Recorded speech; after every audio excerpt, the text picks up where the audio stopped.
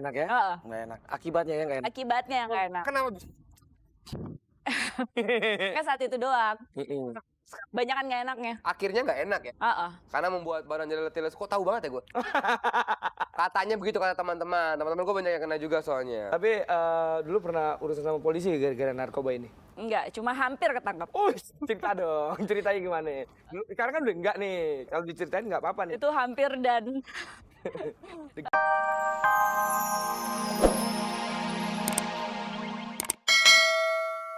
untuk bahan psikotropika. Oh, Jadi banyak sih.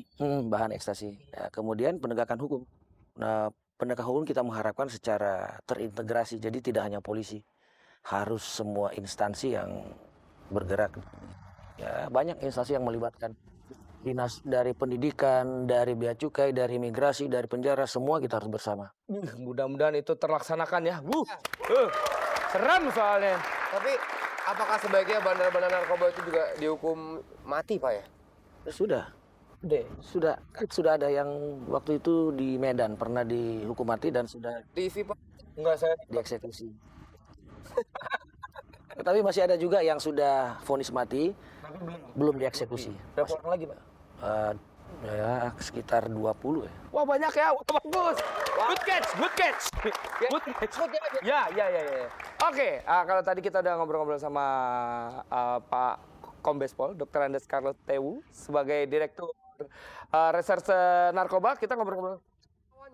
Wah, lawannya? Lawan jenis kelamin. Oh, iya. Perempuan, siapa dia? Novia Ardana. Jemput.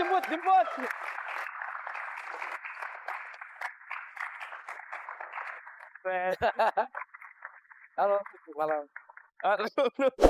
Ini apa? mungkin kok mau ditangkap. Lu ditangkap paling gua. Silakan duduk. Mbak Nov, silakan duduk lagi. Oke. Udah kayak sini aja. Yang begini. Kurang ajar dia milih-milih. Duduk, silakan. Oh, terima kasih. Duduk silakan, Mas. Oh, makasih. Oh, iya. Oh, duduk siapa? Kapan duduknya? Novi. Halo. Apa kabar? Parkaba. Tapi Novi, ngobrol-ngobrol nih mumpung ada Pak ini. Pernah terlibat narkotik? Desa pernah terlibat? Oh, syukur. Pernah nggak lo? Jawab. Gak pernah lah, gue gak pernah. Hanya gue dong. Lo pernah? Pernah. Oh, gitu gue juga pernah. Tapi udah enggak lagi. Enggak, itu merusak sekali. Tapi kalau ngomongin sama Mbak Novi, manggilnya Mbak siapa, Dek? Panggilnya Novi. Kita berdua. Iya makanya panggil Novi aja kesana gue tua banget. Novi? Ya. Dulu gimana kok bisa sampai kena narkoba tuh awalnya gimana? Awalnya ember. Oh iya. Iya iseng. Bulan ya. Kebetulan lingkungan mendukung. Sama. Gitu ya. Terus. Lo dari dulu bergaul sama Bang Carlo mungkin gue nggak kena narkoba. Lo nggak mungkin kenapa? Pernah nyoba, Pak? Gue bilang kalau udah Pengen. Oh, beda. Enggak, soalnya orang Jangan ditangkap loh. soalnya orang bilang itu barang enak, tapi enaknya gimana saya belum tahu. Kita tanya sama Novia, gimana sih rasanya? nanti kalau sekarang saya bilang enak orang pada mau nyoba Bang. Jadi mendingan saya bilang nggak enak deh. Nggak enak ya? Heeh. Nggak enak. Akibatnya ya nggak enak. Akibatnya yang nggak enak. Kenapa bisa? Kan saat itu doang. Mm-mm. Banyak kan nggak enaknya. Akhirnya nggak enak ya? Heeh. Karena membuat badan jelas kok tahu banget ya gue. Katanya begitu kata teman-teman. Teman-teman gue banyak yang kena juga soalnya. Tapi dulu pernah urusan sama polisi gara-gara narkoba ini? Enggak, cuma hampir ketangkap. Cerita dong. Ceritanya gimana? Sekarang kan udah enggak nih. Kalau diceritain nggak apa-apa nih. Itu hampir dan Nyaris. shock banget, nyaris banget. Jadi waktu itu ada di satu klub ya waktu itu. Jadi apa dong, tempat dugem. Tempat dugem. Oke. Jadi waktu itu gue udah agak lama memang gue nggak pakai ekstasi gitu. Waktu itu gue lagi zamannya nyabu lah, gue pakai sabu. Terus datang gue ke situ sama teman-teman gue dikasih sekitar 3 biji deh. Gue dikasih tiga karena gue nggak pakai, gue kantongin aja di celana jeans di sini nih, kantong kecil gitu kan. Terus udah cuma ya udah enjoy aja sama teman-teman sampai tiba-tiba musik masih bunyi nih, lampu juga nggak nyala, kok banyak topi putih masuk ke dalam ya gitu loh. Gue masih nggak gitu loh. Topi putih? Nggak taunya PM. Oh my God. Udah PM cuma terus tiba-tiba satu nyamperin gue dan gue langsung ditembak, langsung aja gue bukan, maksudnya gue mau diperiksa. Oh, break. Wah itu gue shock banget, gue sumpah shock banget. Pertama gue masih nyantai karena gue ngerasa Tangan. karena gue ngerasa gue nggak pakai gitu loh. Coba terus begitu gue inget, oh iya gue pakai gitu loh. Gue bawa, Tapi lu nggak pakai. gue nggak pakai waktu itu. Makanya gue ngerasa tenang karena gue nggak ngerasa pakai. Coba begitu terus, nah pas waktu mau diperiksa gitu, gue buru-buru begitu gue nyadar tangan gue masuk sini susah banget kan, kantongnya kecil banget gitu loh. Tapi ya itu namanya mungkin gue masih disayang sama Tuhan ya. Akhirnya dapat juga di tangan gue. Begitu tangan gue disuruh lepas dari kantong, itu sambil gue lempar ke bawah, tangan gue begini. Das hilang. Jadi dari sekian banyak teman-teman gue ada di situ, gue doang yang diperiksa sampai dompet-dompet gue digeledah. Tapi alhamdulillah nggak ada yang ditangkap. Kalau kayak gini bisa ditangkap sekarang nggak? Loh.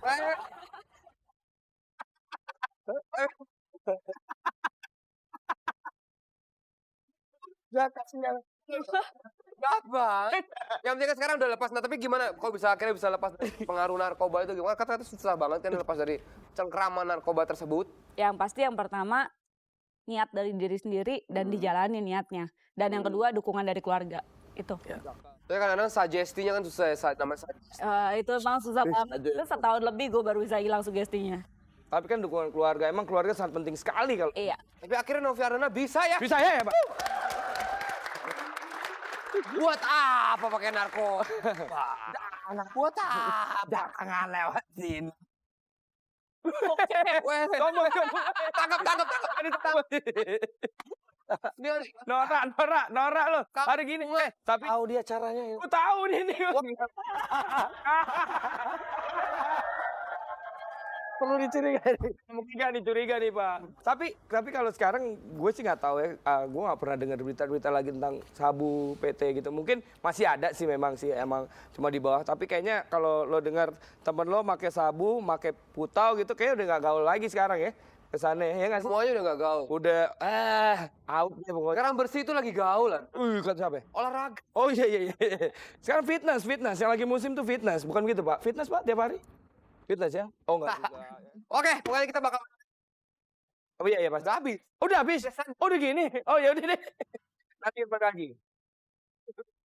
Tetap dulu. Candy Show masih bersama Bapak Carlo dan juga tamu kita. Novi Ardana. Yes. Oke, sebelum kita mau menyaksikan video, Yes. gue mau nanya sekali lagi sama Bapak Carlo nih. Pak Carlo. Gimana Pak kalau ada keluarga, Mana Bapak jadi penyanyi? Carlo Saba kan? kalau ada keluarga atau teman dekat Bapak yang terkena gitu, teman dekat Bapak banget gitu ya. Itu kalau misalnya terkena narkoba itu Pak Bapak akan nangkap tetap atau jarak? Kalau dia sebagai ya pemakai, sebenarnya pemakai ini adalah korban. Jadi kita ingatkan, kita upayakan supaya dia memperbaiki diri, maksudnya dia berobat. Kecuali dia bandar, nggak ada ampun.